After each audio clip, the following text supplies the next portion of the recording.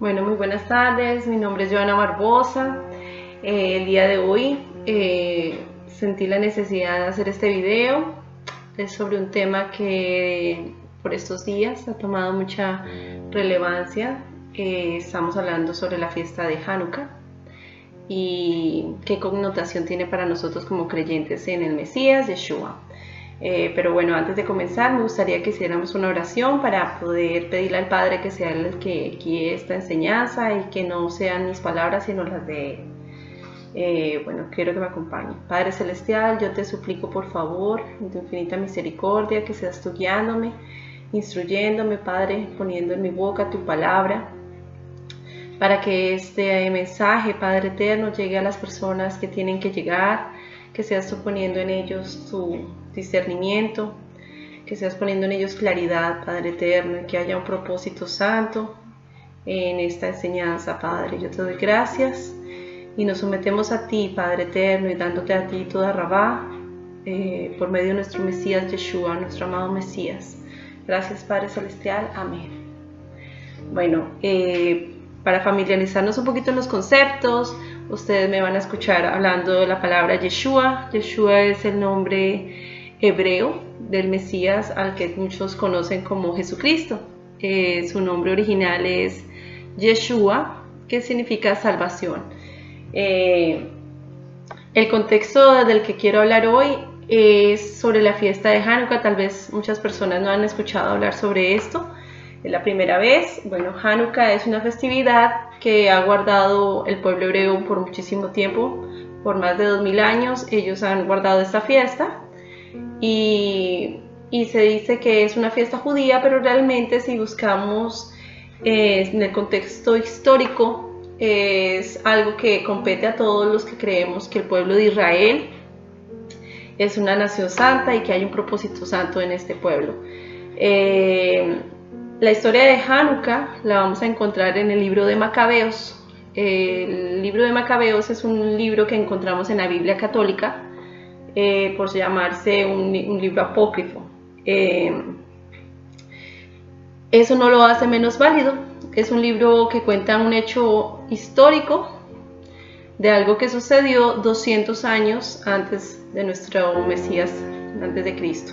Bueno, entonces les voy a contar un poquito varios pasos de qué se trata esto. Primero que todo, quiero ir hacia el significado de la palabra Hanukkah. Hanukkah significa dedicación.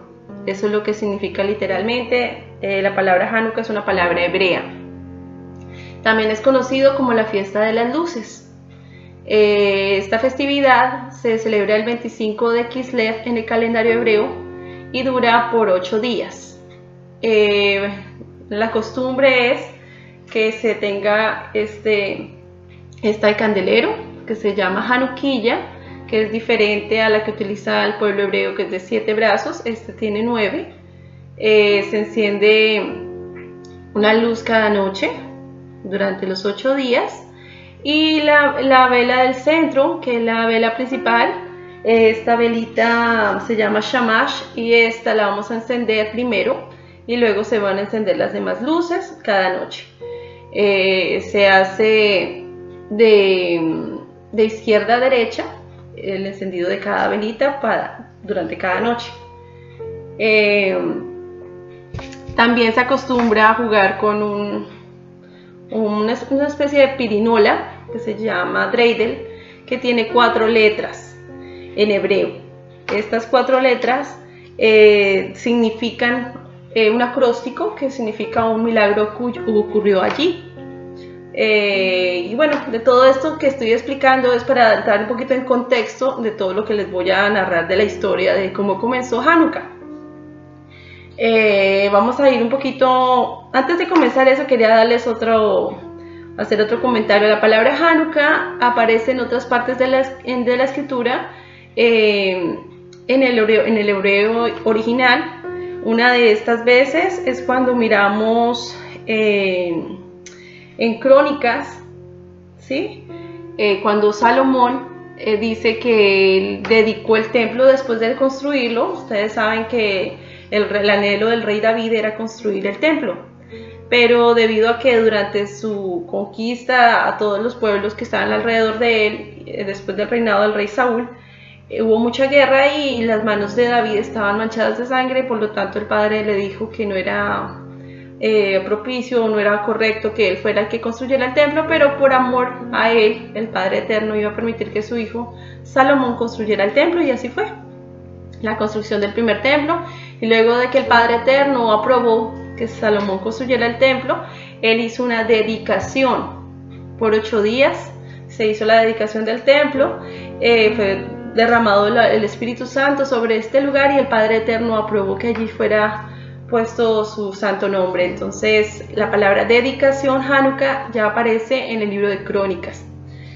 También otro detalle que quiero decirles, hay un personaje bíblico que tiene, su nombre viene de la raíz de la palabra Hanukkah, y este personaje, yo no sé si de pronto ustedes lo han escuchado, se llama Enoch, pero que en su original hebreo es Hanoch.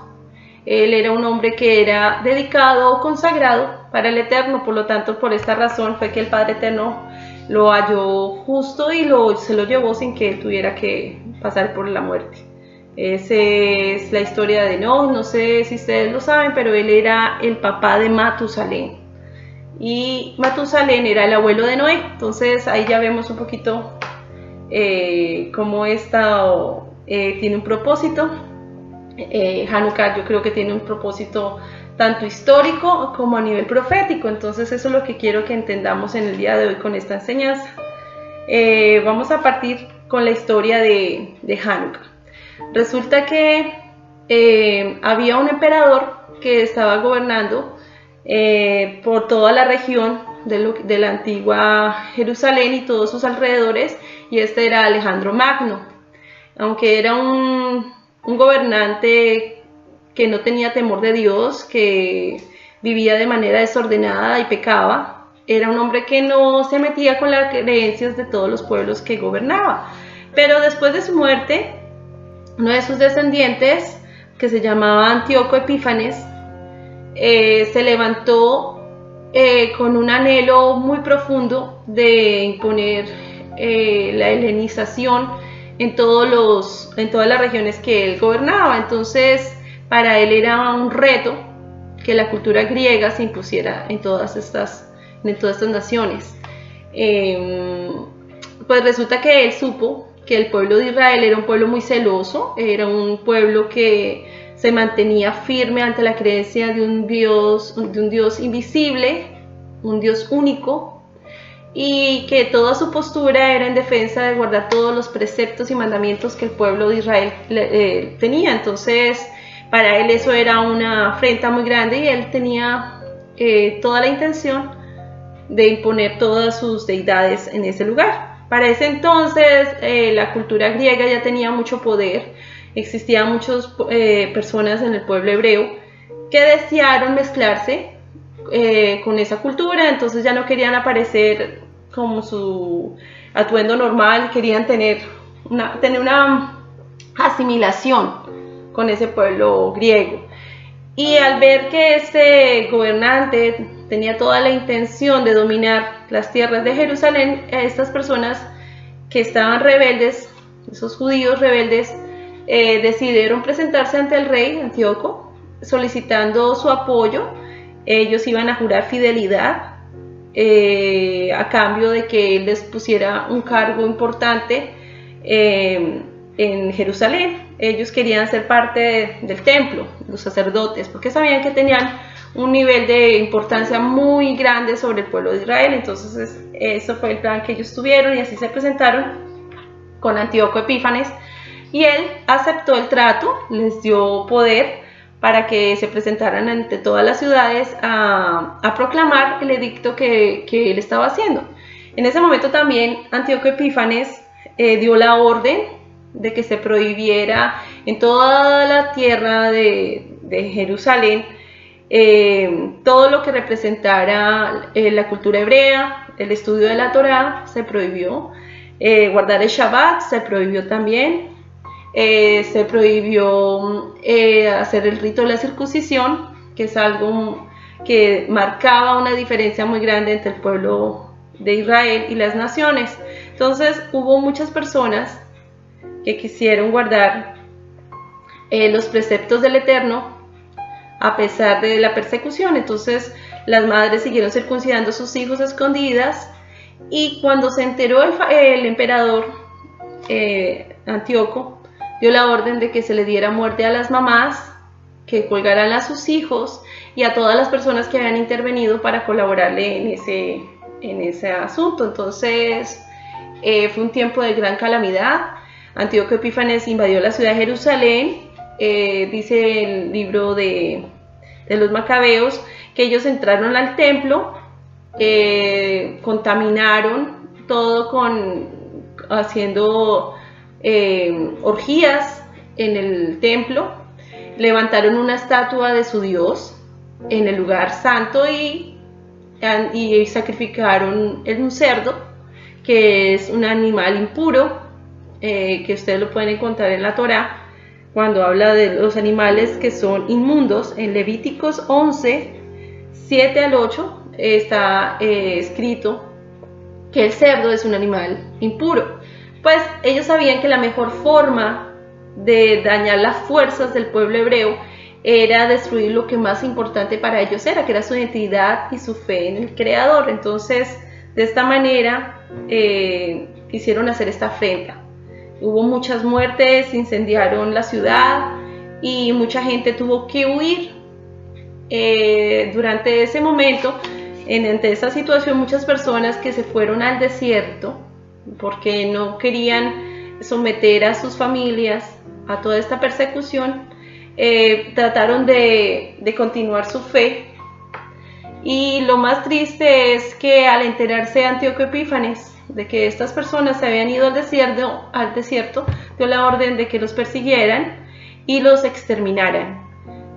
Cuando llegaron allá, liderados por muchos judíos de los que habían traicionado al pueblo de Israel y otros gobernantes griegos del ejército griego, los enfrentaron y les dieron la orden de inclinarse ante esos dioses paganos, y este pueblo se mantuvo firme y dijeron que no iban a caer ante esta solicitud y que ellos se iban a mantener firmes ante los preceptos de Dios. Y como era sábado, dijeron que no se iban a defender porque ellos sabían que ese era un día de reposo, un día que tenían que guardar, y se iban a mantener santos hasta el último instante de su vida. Entonces el ejército griego arrasó con todos los que estaban ahí. Eran 1000 personas las que murieron, entre hombres, mujeres y niños. Entonces fue algo gravísimo, de mucha tristeza para el pueblo de Israel. Y esta noticia le llegó a un hombre que se llamaba Matatías. Matatías era un hombre de la línea sacerdotal que tenía mucha reputación con su pueblo, en el lugar donde él vivía, y por eso algunos de los judíos que habían traicionado al pueblo de Israel fueron hacia él y le dijeron que era necesario que al ser un hombre respetable fuera él el primero de adorar estos dioses, para que los demás del pueblo se sometieran y también se inclinaran ante esos dioses griegos. Y en ese momento Matatías se mantiene muy firme y dice algo que podemos encontrar en Josué 24:15. Me gustaría que me acompañaran a leerlo.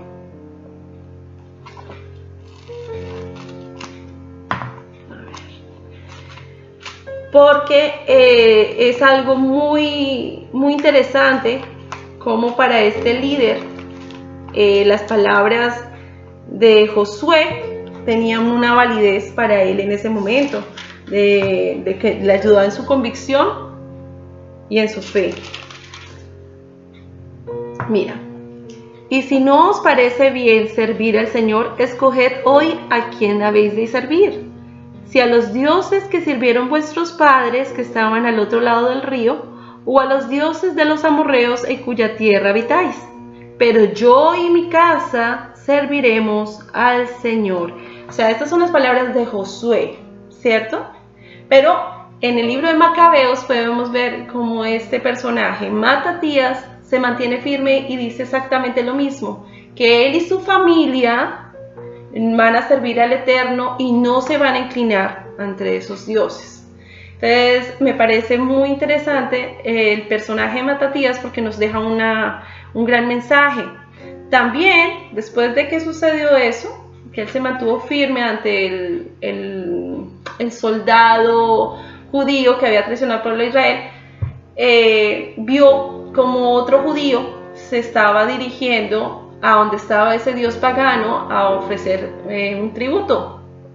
Su corazón, dice ahí en el libro de Macabeos, que se llenó de una furia y de un celo, tomó su espada y mató a este hombre que se inclinó ante ese dios y empezó a acabar con todos los hombres que se habían asimilado. Entonces se levantó una revuelta, muchísima gente del pueblo se unió a él y comenzaron a arrasar con toda esa gente traicionera y que habían vendido su fe a cambio de poder.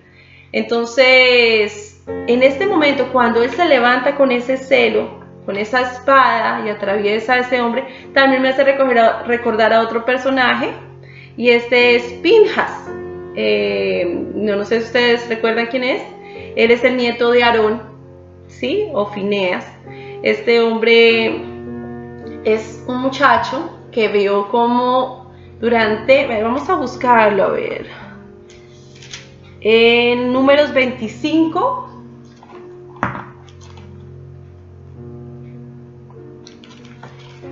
vamos a leer un poquito lo que pasó en ese capítulo, Números 25.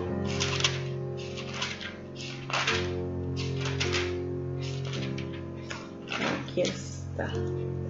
25 del 6 al 8, dice acá: y aquí que un hombre, uno de los hijos de Israel, vino y presentó una madianita a sus parientes a la vista de Moisés y a la vista de toda la congregación de los hijos de Israel, que lloraban a la puerta de la tienda de reunión. Recordemos que antes de eso había caído una peste terrible sobre el pueblo de Israel a causa de su pecado y habían muerto miles de personas. Y cuando lo vio Finés, hijo de Eleazar, hijo del sacerdote Aarón, se levantó del medio de la congregación y tomando una lanza en su mano, fue tras el hombre de Israel, entró en la alcoba y lo traspasó a los dos, al hombre de Israel y a la mujer por su vientre, y así cesó la plaga sobre los hijos de Israel. Es decir, que toda esa maldición que había caído sobre el pueblo de Israel era causa de su pecado, ¿sí? Por haberse apartado de los mandamientos de Dios y haber seguido otros dioses. Entonces, en este momento, él fue consciente, Matatías, de que tenía que tener el espíritu de celo que tuvo Josué y el espíritu de celo que tenía Fineas para defender el testimonio de lo que el Padre Eterno les había dado en sus manos, que era guardar la Torá y sus mandamientos. Entonces, a partir de ese momento, el Padre Celestial tuvo como una elección especial sobre la vida de este hombre, Matatías. Hay que tener en cuenta que Matatías tenía 5 hijos, ¿sí? Y antes de su muerte, que quedó, bueno, mentiras, no, él muere, hace unas palabras antes de despedirse, y luego de eso queda a cargo su hijo, que se llamaba Judas el Macabeo. Él fue el que se quedó a cargo de toda la guerra que se tuvo que desatar para purificar el pueblo de Israel de esta invasión griega. La cuestión ahí era que no era cualquiera el que podía dirigir esta guerra, porque otros israelitas quisieron levantarse y creer que de pronto al levantarse y solicitar a otros que se levantaran con ellos para luchar contra el pueblo griego iban a tener éxito. Y según el contexto de la lectura en el libro de Macabeos podemos ver que estos hombres querían era ganar renombre, querían ser recordados con fama por haber luchado contra el pueblo griego. Pero la verdadera razón por la cual el Padre Eterno escogió a Matatías y a sus hijos era porque ellos tenían celo para guardar las cosas que eran del Eterno, guardar las promesas, los pactos, los mandamientos, la santidad del Eterno. Entonces, Fue por eso que el Padre Eterno los eligió a ellos, además que eran de la línea sacerdotal, había un propósito. Resulta que durante ese tiempo de guerra que hubo dentro del pueblo de Israel y los griegos, ¿sí? Esa lucha que hubo entre ellos, Antíoco Epífanes había dado la orden de que en todas las ciudades se pusiera una estatua de sus dioses.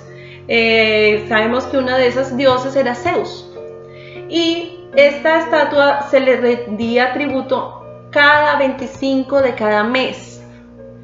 Y resulta que es lo que me parece increíble, como el Padre Eterno nos muestra su poder. El mismo 25, pero del mes de Kislev, es cuando el Padre Celestial le entrega en sus manos Jerusalén y el templo a los macabeos.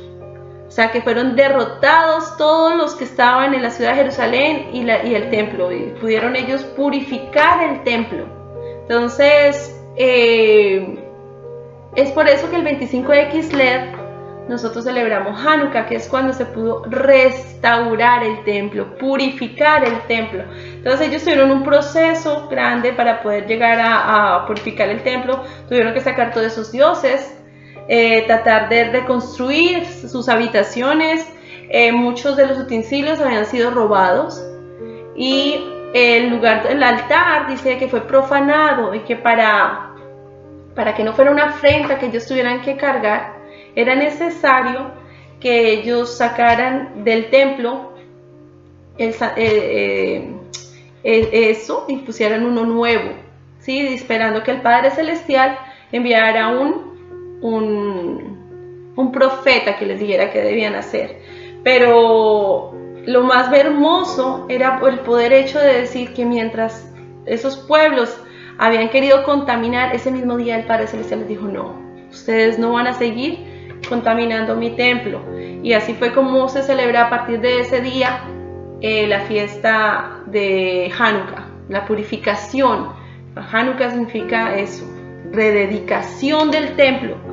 Eso fue lo que ellos hicieron, y lo hicieron como una ordenanza que ellos dieron. Realmente no fue el Padre Celestial el que dio la orden, pero lo hacen en memoria de lo que esto significa: dedicar el templo,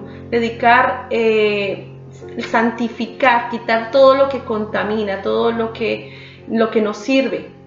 Entonces el 25 de Kislev es la fiesta de la dedicación, de la purificación del templo, también conocido como la fiesta de las luces, y a eso quiero llegar en el siguiente paso.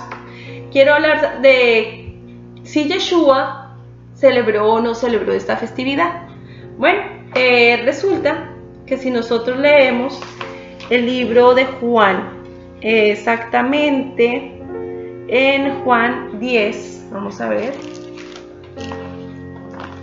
vamos por aquí en el libro de Juan, ok, en el libro de Juan 10:22 dice: en esos días se celebraba en Jerusalén la fiesta de la dedicación.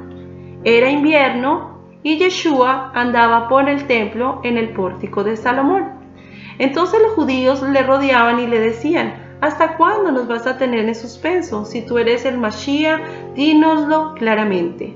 Yeshua le respondió: os lo he dicho y no creéis. Las obras que yo hago en el nombre de mi Padre, estas dan testimonio de mí. Bueno, ahí nos está narrando que Yeshua estaba en Jerusalén para la fiesta de Hanukkah, y más detalladamente nos está diciendo que estaba en el pórtico de Salomón. Resulta que Yeshua no vivía en Jerusalén, y es costumbre del pueblo de Israel que la gente se desplazara a Jerusalén cuando había una festividad importante. Entonces aquí nos está específicamente aclarando que Yeshua se encontraba en el templo para ese tiempo, y además dice es invierno. O sea, ya sabemos que está hablando de la fiesta de Hanukkah. Hanukkah es en invierno.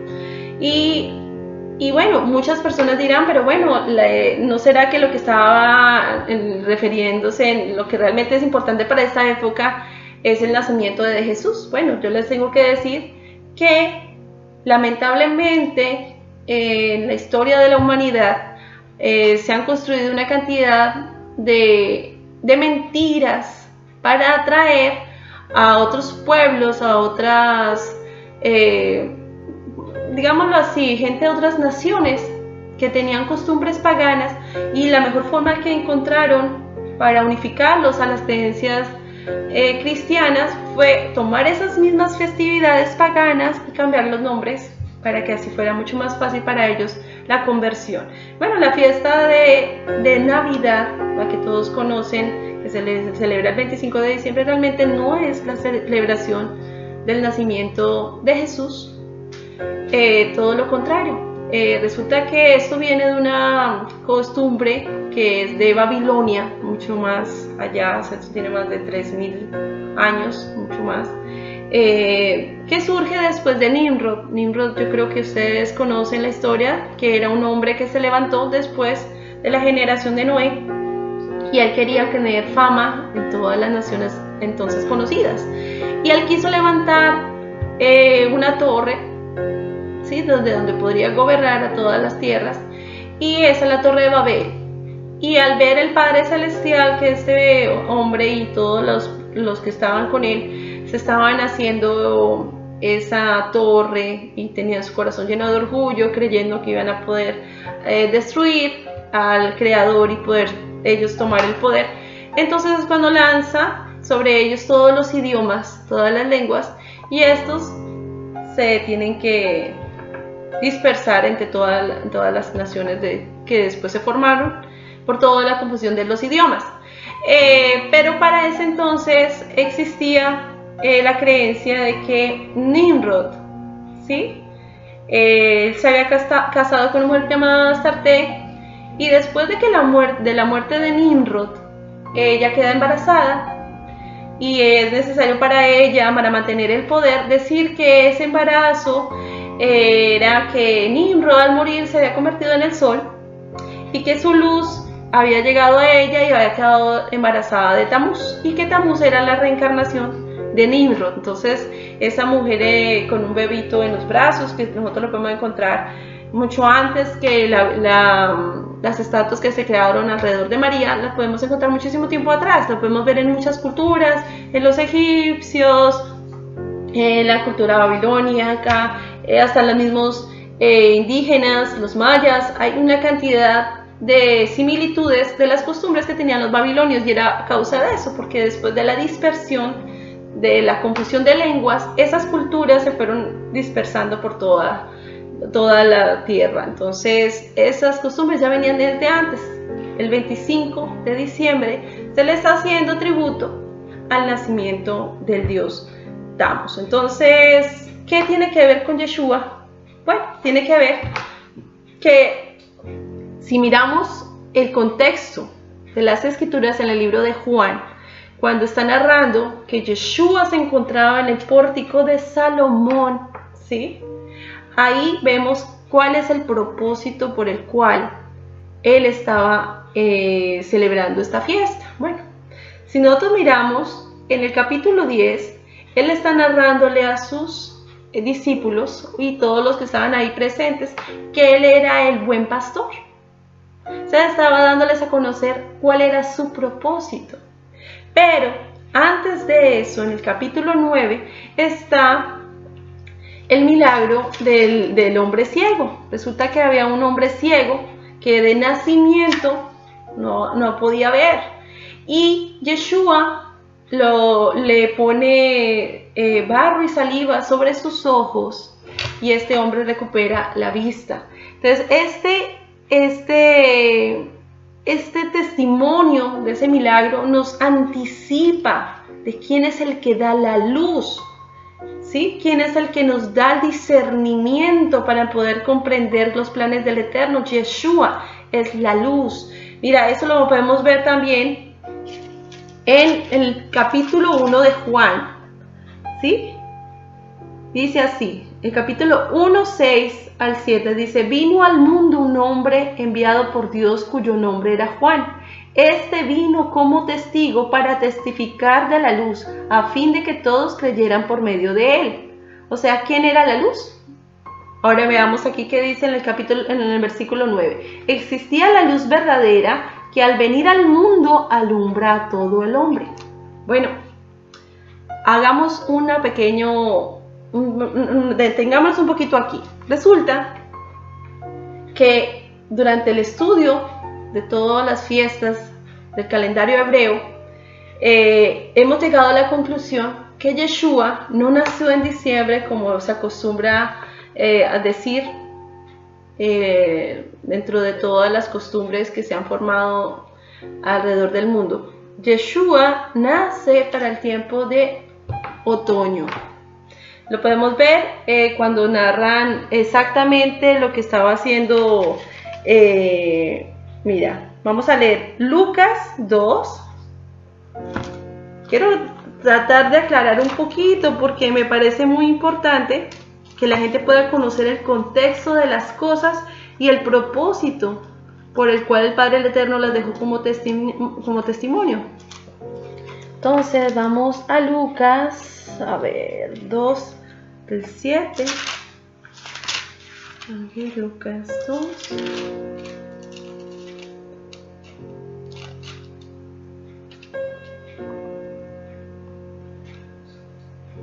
Dice así: y dio a luz a su hijo primogénito, vamos hasta acá, lo envolvió en pañales y lo acostó en un pesebre. La palabra pesebre aquí es como una cabaña, ¿sí? Porque no había lugar para ellos en el mesón. En la misma región había pastores que estaban en el campo cuidando sus rebaños durante las vigilias de la noche. Bueno, aquí les voy a hacer una pequeña pausa. Cuando dice que estaba lleno, que no había donde hospedarse, es porque durante las fiestas que se celebran por mandato del Eterno, las ciudades se llenaban tanto que la gente no tenía donde hospedarse. Entonces es por esa razón que no hallaron donde hospedarse y fue necesario que se quedaran en una cabaña. El pueblo de Israel celebra la fiesta de Sukkot, que es una festividad que se celebra en el tiempo de otoño. Se construyen unas cabañas que tienen que dejar espacios donde podamos ver estrellas, y eso es para recordar cuando el pueblo de Israel estuvo en el desierto y que fue sustentado por el Eterno. Pues en esas cabañitas construidas de madera, que es como decir, es un hogar temporal, ¿sí? Esa es nuestra vida en esta tierra, es temporal y dependemos de Dios, y eso es lo que esa cabañita representa. Pues en esa cabañita fue que el Mesías nació, y nos contextualiza cuando dice que en la misma región habían pastores que estaban en el campo cuidando de sus rebaños durante las vigilias de la noche. Durante invierno los pastores no están en el campo en Israel porque el frío es muy fuerte. Entonces ya por eso sabemos que no era invierno, ¿sí? Y un ángel del Eterno se les presentó, y la gloria del Eterno los rodeó de resplandor y tuvieron gran temor. Mas el ángel les dijo: no teman, porque he aquí os traigo buenas nuevas del gran gozo que será para todo el pueblo, porque les ha nacido hoy en la ciudad de David un Salvador, que es el Mesías, el Señor. Y esto os servirá de señal, y hallaréis a un niño envuelto en pañales, acostado en un pesebre en la cabaña en la que les mencionaba anteriormente. Y de repente apareció con él un ángel, con el ángel una multitud de los ejércitos celestiales, alabando a Dios y diciendo: gloria a Dios en las alturas, y en la tierra paz entre los hombres a quienes Él se complace. Y aconteció que cuando los ángeles se fueron al cielo y los pastores se decían unos a otros: vayamos pues hasta Belén y veamos esto que ha sucedido, que el Señor nos ha dado a saber, fueron a toda prisa y hallaron a María y a José y al niño acostado en el pesebre, y cuando lo vieron dieron a saber lo que se les había dicho acerca de este niño. Bueno, aquí estamos entendiendo cómo fue el nacimiento del Mesías, que no fue en invierno como hasta el momento muchos creen. Bueno, ahora algo muy hermoso. Si nosotros contamos 40 semanas, que es lo que dura un embarazo promedio, y resulta que esta festividad del calendario hebreo, la fiesta de Sukkot, cae entre septiembre y octubre. Porque no es exacto, porque el calendario griego y el calendario hebreo hay una diferencia, porque nosotros los que nos dirigimos con el calendario hebreo es un calendario lunar. Entonces El mes comienza cuando empieza la luna, sí, pequeña, la luna nueva, que es un casquito chiquitico, eso comienza el mes. En cambio, el calendario griego se guía por el sol, entonces es diferente. Por eso hay una variación en los días.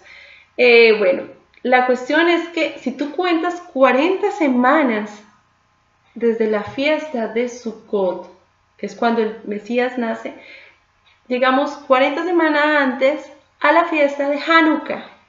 Hanukkah, la fiesta que se llama dedicación, la fiesta de las luces. Pues fue en la fiesta de las luces, en ese tiempo, cuando se estaba reeditando el templo, fue en ese tiempo cuando el Eterno se complació de mandar la luz del mundo a la tierra. ¿Y cómo sabemos que Yeshua es la luz del mundo? Bueno, lo vamos a leer aquí en Juan 1.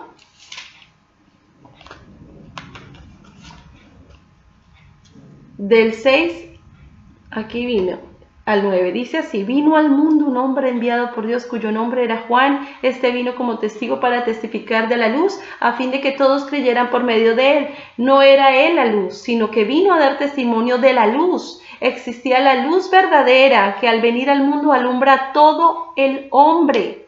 Es decir, Yeshua es la luz del mundo. Por eso no es casualidad de que Yeshua se encontrara en el pórtico de Salomón dando testimonio de quién era él.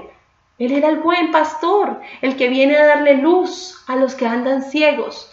También recordemos que en el testimonio del milagro del hombre ciego, le preguntaron: oye, ¿y este hombre que es ciego es porque es pecador? Entonces él dice: no es por sus pecados ni de sus padres. Él es ciego para dar testimonio del poder de Dios. Es decir, era el instrumento que el Padre Eterno estaba utilizando para dirigir a todos hacia el punto de que ¿quién es la luz? ¿Por qué estamos celebrando esta festividad? Por Yeshua, quien es el que realmente purifica el templo. ¿Quién es el templo? Nosotros somos el templo. Y si tenemos la luz de Yeshua, nuestro cuerpo, nuestra alma ha sido purificada. Sacamos todos esos dioses paganos, todas esas deidades que nos atan, todo aquello que no conviene, y nos purificamos a través de su Ruaj. Entonces, mi invitación hoy es a todos ustedes para que conozcan un poquito más de los milagros maravillosos que tiene el Padre Celestial, que en estas festividades nos cuestionemos realmente, queremos agradar a nuestro Dios celebrando fiestas que ha creado el mundo, o nos vamos a gozar en las festividades que son firmes testimonios de que Yeshua es el Mesías y que es necesario estar preparados para poder ser la luz del mundo. Ustedes conocen la parábola de las 10 vírgenes. Las 10 vírgenes, dice que Yeshua narró esta historia donde habían 10 vírgenes, 5 eran sensatas y 5 eran insensatas. Pues esas vírgenes insensatas no tenían preparado aceite para mantener encendidas sus lámparas, mientras que las otras 5 sí tuvieron encendidas sus lámparas con aceite para que cuando llegara el novio estuvieran preparadas para las bodas del Cordero. Pues resultó que cuando llegó el novio, ellas habían quedado dormidas y las 5 vírgenes sensatas pudieron estar preparadas para presentarse ante el novio, pero las insensatas, al no tener aceite, tuvieron que salir a buscar aceite, y cuando llegaron a presentarse ante el Mesías, no pudieron entrar a la boda, y él les dijo: yo no las conozco, retírense. Y eso es lo que quiero que quede claro para este tiempo. Es un tiempo de preparación. ¿Cómo nosotros vamos a tener aceite?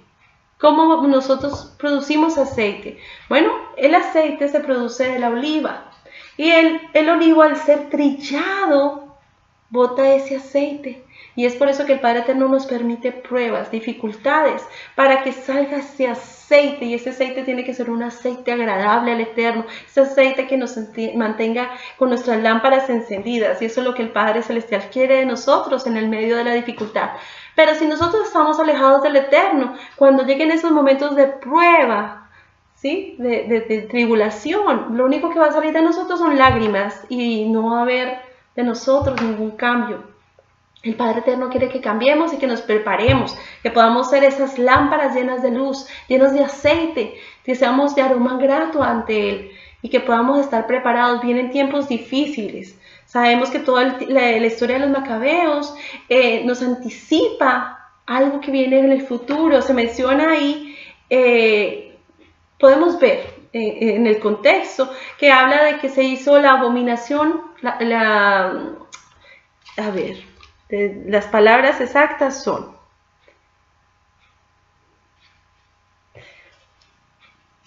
vamos a mirar aquí en Daniel, porque prefiero que sea en el contexto. A ver. Mira, estas son las palabras de Daniel, y estas palabras de Daniel se cumplen en el libro de los Macabeos. Dice: y de su parte se levantarán tropas, profanarán el santuario, la fortaleza, abolirán el sacrificio perpetuo y establecerán la abominación de la desolación. O sea, en el profeta Daniel se estaba anticipando que eso iba a suceder. Y eso sucedió en el tiempo de los Macabeos. Se levantó esa profanación, fue cuando pusieron ese dios pagano en el templo y se le hizo adoración. Sabemos que esto va a volver a pasar porque nos lo dice Yeshua. Yeshua nos lo dice en el libro de Mateo. Vamos a ver.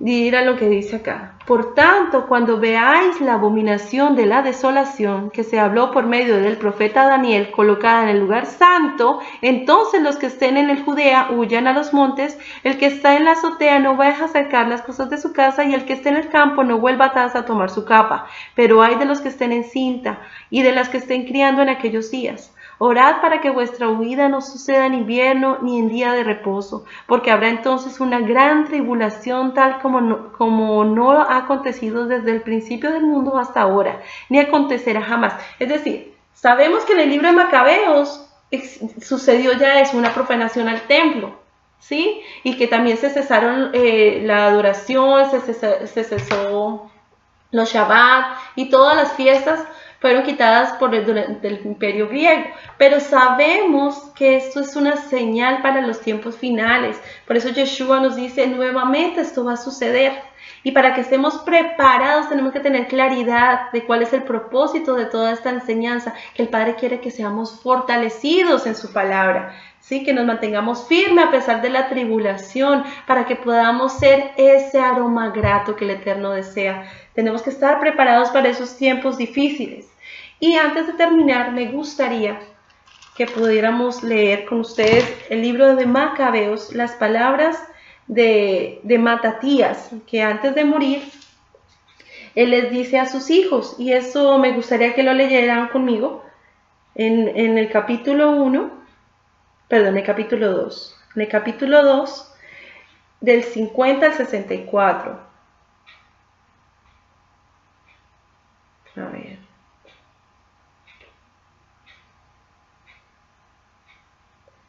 Vamos a leer, aquí dice así: pero ustedes, hijos míos, tengan celo por la ley. Estas palabras son de Matatías. Estamos leyendo primera de Macabeos 2, del 50 al 64. Dice: pero ustedes, hijos míos, tengan celo por la ley y sacrifiquen sus vidas por la alianza que hizo Dios con nuestros antepasados. Acuérdense de lo que ellos hicieron en su tiempo y obtendrán gran honor y fama inmortal.